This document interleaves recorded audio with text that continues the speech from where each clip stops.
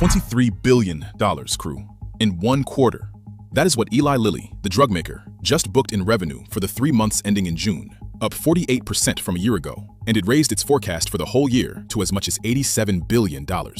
That is a record, full stop. But a record is a cold open, not a story. So here is the real one. This $23 billion quarter is not really a company, it is 2 drugs. And once you see which 2 and where the money actually comes from, the whole thing reads differently. Here are the 2. Mounjaro, Lilly's diabetes injection, brought in $9.9 billion in the quarter, up 91%.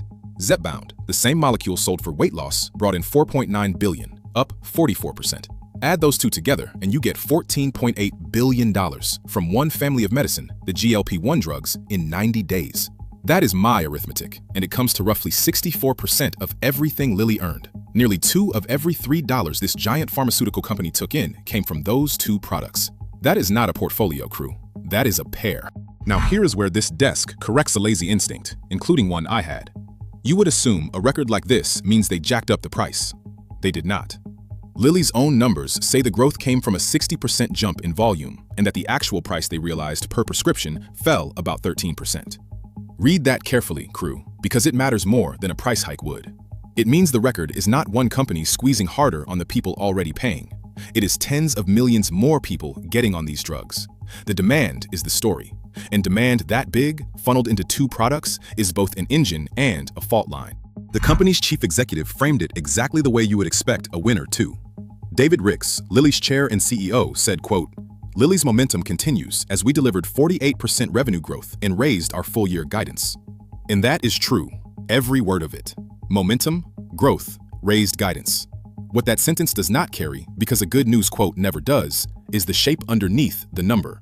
So let me put the shape on the board, crew, because the shape is where the risk actually lives. 2 things live in that shape. First, concentration. When 64% of a record quarter rides on 2 products of a single molecule, the company's whole future is bet on one class of drug staying on top, against every competitor and every patent clock coming for it. That is a fault line under a very tall building.